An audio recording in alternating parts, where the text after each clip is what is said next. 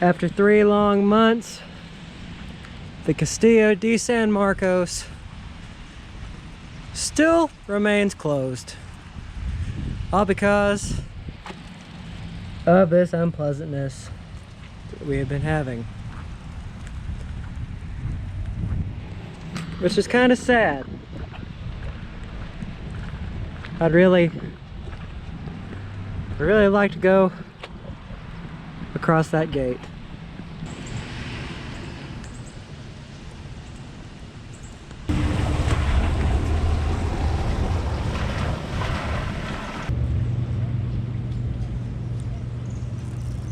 This cemetery really sets the tone for what we're about to do today.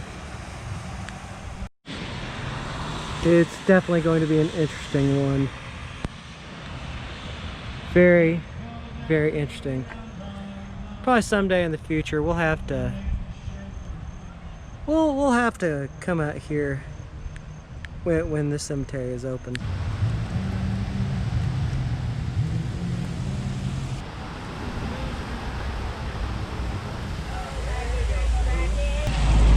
What's up, you guys?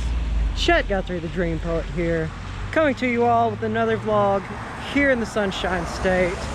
It's a very, very gloomy night. Very dark and dreary. Very dark and dreary. But tonight, you guys, we are going to do something really cool. I'm excited to come off my hiatus. I meant to post a video last week, but I didn't quite do it. Actually, that music sounds kind of cool. By the way, we're over at the city gates. It's just another cool bit of history that we'll probably be hearing about tonight. Granted, if my GoPro doesn't die. It's not going to die. But you guys, it feels great to come back off of a hiatus. Mentally, I am myself again. Still having my anxiety attacks, but I'm still holding out. We're gonna have fun. Tonight, we are going on a ghost tour. It's gonna be exciting. It's gonna be great. So I'm gonna be quiet. Let's head over there. Let's do it. All right, I got my sticker. So in the meantime, in focus, I think we are going to see what this Cornwell's Parlor is all about. It looks pretty sweet. I guess we have some death masks. Some old surgical equipment. Imagine that's what they used to cut people's bones with. Ouch. More death masks. Something that looks a little bit reminiscent of a debit box. I just think that's really cool. That's pretty creepy. But I was right. That, my friends, is a debit box. And looks like this is a park till. I guess that's owned by a gypsy. Huh. Interesting. Hello. Oh. I did not notice that. That was very scary. Thank you. Let me get something like that right over there. The divining pendulums. Get a universal answer.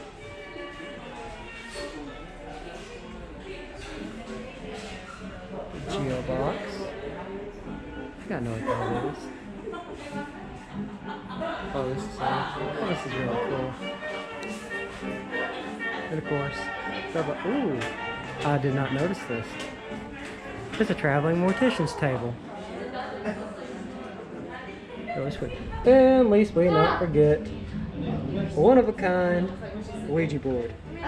We don't really want to go there.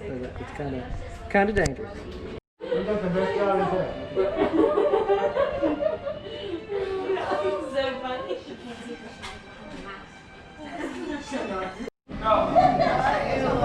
Yeah, I know.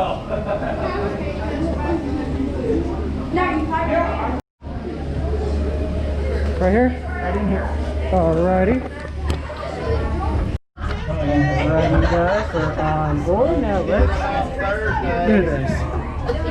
Don't want to forget the mask. In the very front compartment, give me a big frightened scream if you guys can hear me in the back. Alright, good. Glad to hear. Just making sure. Well, I do hope that you all brought your cameras and cell phone cameras with you this evening, because as we drive through the dark side of St. Augustine, I encourage you to take lots of photos wherever we go. The flashes in the on positions, because it turns out that ghosts do mainly appear in photos when flash photography is definitely not going to want to miss any opportunities to take photos here. The old jail ran from 1891 all the way until 1953. Fun fact, it was actually built by the same company who later on built the Alcatraz Jail in California. Ooh, look at that creepy glowing noose up in the top window. But yeah, it was actually built by the same company who later on built the Alcatraz Jail in California. But when it was up and running, the conditions that the inmates had to deal with behind closed doors were an absolute nightmare. Imagine over 70 inmates incarcerated, ranging from all ages of men, women, and children, but less cells to squeeze everyone into. Imagine there being no indoor plumbing, so the inmates would only be able to go to the bathroom in a small bucket they shared with each other, and only one bucket was provided per cell. But also imagine no running water, so the inmates were only able to bathe once a month in the same bathtub and in the same bath water. It was so terrible that the life expectancy in the jail wasn't very high. A general sentencing was roughly about 5 to 6 years, but the majority of the inmates barely lived 1 to 2 years. But to this day, the paranormal activity is rampant at the old jail, inside, outside, daytime, and nighttime. People are allowed inside of the old jail during the daytime for their guided tours, but on the inside, many people have heard mysterious noises of either voices whispering and moaning and groaning. Some people have seen doors slam shut behind them all by themselves. They've been scratched and pushed down the stairs by unseen forces, and tour guides have even quit on the spot as soon as they've seen objects mysteriously moving all by themselves. On the outside, I've sometimes seen the rocking chairs on the front porch start rocking all by themselves, for you to actually get a good listen, and then I'll tell you what we think it was saying, because we have to listen to it a lot of times and do a lot of research on what the ghost's voice may have been saying. Hit it!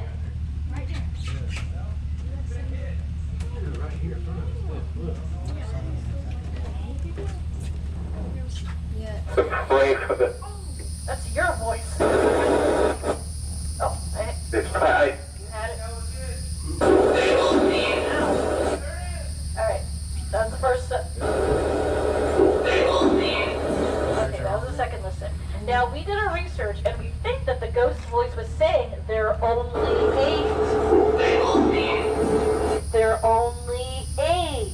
Our research found that when the jail was up and running, not that one, the jail was up and running, supposedly there were about 8 incidents documented hangings that took place here by the gallows. But we're sure there's a whole lot more that went out that went undocumented for.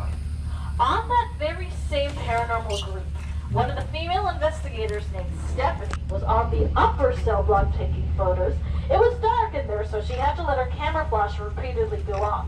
But when one of her flashes went on, she suddenly saw what she claimed to be an apparition of a bald man wearing prison stripes, crouching below her camera and smiling up at her, but then the apparition disappeared.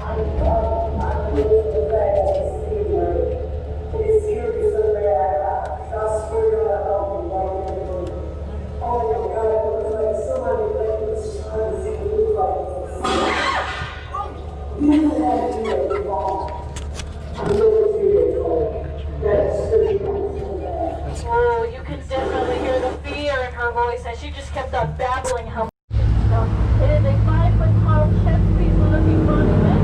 And that right over there, look where my red pointer's on. And that is also where the apparition of Judge Stickney is often seen wandering around. So yes, where my red dot is, that is Judge Stickney's tombstone. And this is the area where Judge Stickney is often seen, which doubles as the mass burial ground of the yellow fever victims. Oh, but an apparition that has to do with that is to our left-hand side across the street in front of the city gate.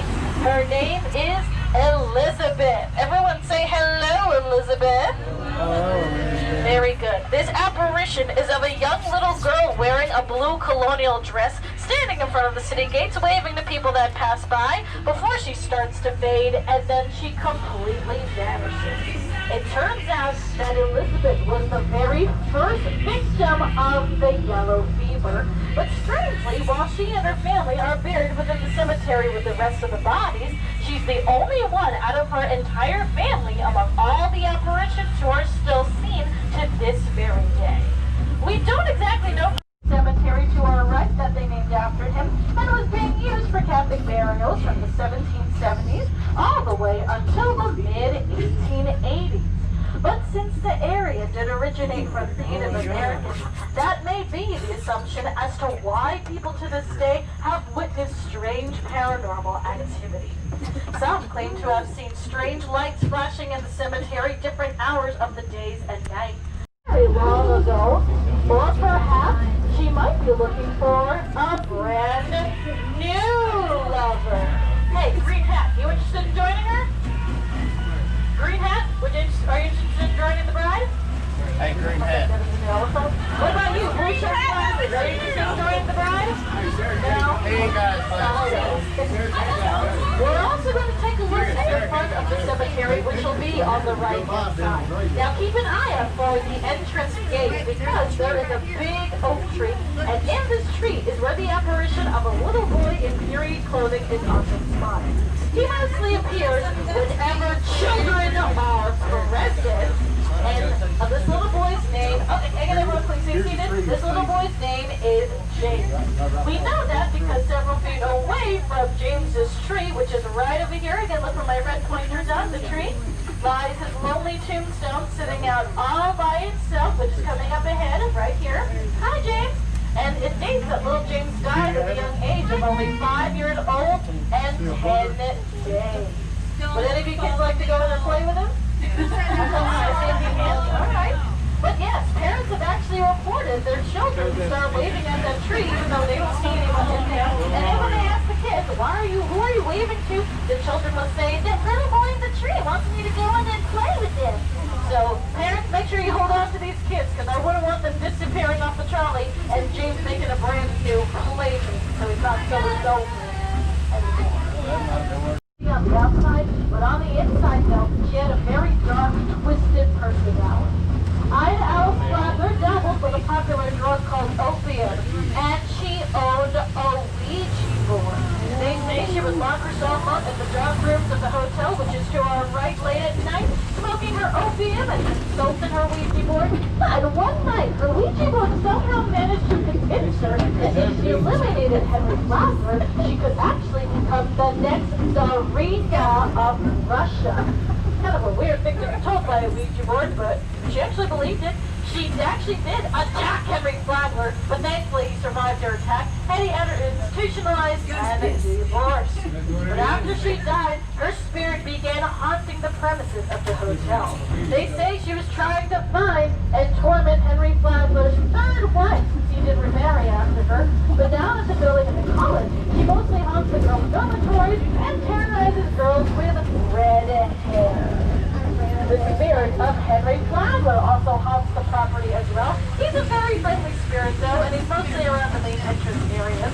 But the two originators of the once well-known brand Hotel Poncellion are still haunting the property, keeping an eye on the college to this very day. Now, fun fact though, Red The Hotel Poncellion though wasn't the only hotel that Henry Flagler owned downtown. Lightner Museum, which was what's called the Hotel Alcazar. This one ran around the same time as the Hotel Poncellion, but this one turned out to be the cheaper option. And a lot of the guests that stayed here enjoyed all sorts of amenities well. Further research could not really find any information on this. Again, folks, please no smoking on the tour unless you are on fire. And yes, so not much information can be found about this statue, such as when it was built, who was the inspiration, if it is a symbol of anything. But they do say that Otto Lightner had a very strange attachment to this statue. After he died, he requested that he be buried on the property of the Lightner Museum so he could be close to his collection. but many do believe that he's buried under this fountain over here, which, as you can tell, is a lot closer to his beloved statue than anywhere else on the property where the rest of his collection is. Also, though, this statue is quite mysterious because even though she's most prominently seen facing the building instead of anywhere else, some people have claimed that they've seen the statue facing different directions. So she might be facing left towards the Corazon Theater, she might be facing right toward Cordova Street, or sometimes she might even be seen facing out the parking lot where everybody can see her. But until we can find any more information, we're going to assume that the statue of Mae West is a symbol of absolute mystery. As for the ghostly activity that haunts the building, it will mostly have paranormal activity whenever it's under construction, and that can be traced to an incident that took place in the 1980s when the museum was going through a reconstruction period. While talking somewhere within the building and thinking that maybe his workers came back to help him out, he decided to take a look around. Oddly enough, the building was completely empty, and looking in the parking lot, he didn't see a single work truck in sight, but he decided to continue going back to work. A little while later, though, the noises returned, and it wasn't just the sounds of people talking that he was hearing, but he heard live music playing and champagne glasses clinking, so somewhere within the building, a grand party was taking place. He decided to take a walk around the premises once again, and was pretty spooked when he noticed that it was still under construction and completely empty. The foreman decided he had enough and he headed off to a nearby bar to relax. Once he got there, he found all of his construction workers hanging out, and they all confirmed with him that nobody returned to the work site after he dismissed them. Alright, you guys. I'm coming back from the ghost tour. That was Ghost and Gravestones. That's one of the bigger ghost tours that's here in St. Augustine. Very enriching, very dark. I noticed throughout the tour they talked a lot about the things that a lot of the stories that I grew up hearing that really I had forgotten.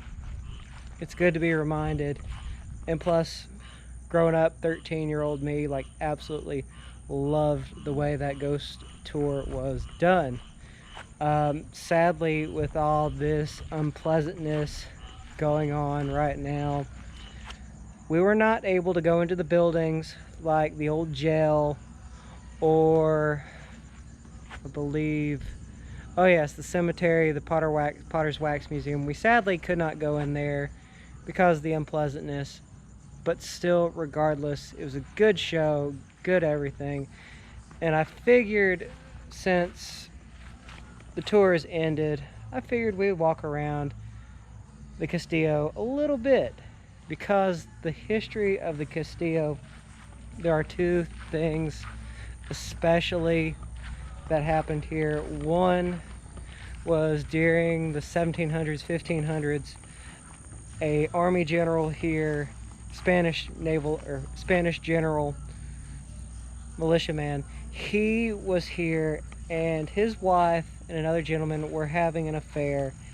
He found out about it by the smell of the rose perfume on the man's clothing, and the two people disappeared. 1830, when America took over the Castillo, right behind me. It's pretty dark, pretty cool at night. The soldiers noticed something, and what they noticed is there was a slab of coquina that should have never been where it's at. So they had the idea to chip it away, and what they found, after probably close to 150, 200 years, they found the bodies of the soldier and the man's wife who he was having an affair with, and that rich smell of rose perfume. And one more I'm going to tell, and I'm going to use it. I'm going to use the front to explore a little bit while I'm telling it. So let's turn things around. All right, we are going to walk around a little bit before we call this a video for the day. And the one thing that I wanted to talk about specifically was the last story that the lady told. And personally, it is one of my favorites, and that is the story of a doctor. I forgot his name in particular, but it was in regards to the great Seminole chief Osceola. And what had happened is the great chief Osceola, he had caught malaria, and he and this doctor, the doctor ended up with him, and next thing they knew, they could not find Osceola's head. And this particular doctor had taken Osceola's head and used it more or less to, I guess, scare his children. He had the chief's head in a jar, and for many years he used this, to me, as an in a major grave disrespect for the chief. And eventually it wound up in a, oh, this is water, that's yuck, yuck, yuck. He wound up putting the head, well, his daughter puts Osceola's head in gave it to a medical museum in New York. Mysteriously, that museum burned down and the head was lost. Now, according to the Seminole faith, if the body is not complete when it is buried, that soul is doomed to roam the earth forever. Now, I probably butchered that story up a little bit, but oh, did you all see that? That was cool. Lightning. But some say they can still see Osceola roaming St. Augustine. And really, to close out the video, like I said, I figured we'd walk around the Castillo before we call it a night. So anyway, you guys, thank you all for watching my channel. Thank you all for keeping up with me and my vlogging. This is a great second video coming off my hiatus. I had fun with this one. I came and I treated myself out to a really good day, because I know mentally the last few months have not been great. So anyway, you guys, thank you all for watching. Stay posted, stay tuned. I love y'all very much. Peace, you guys.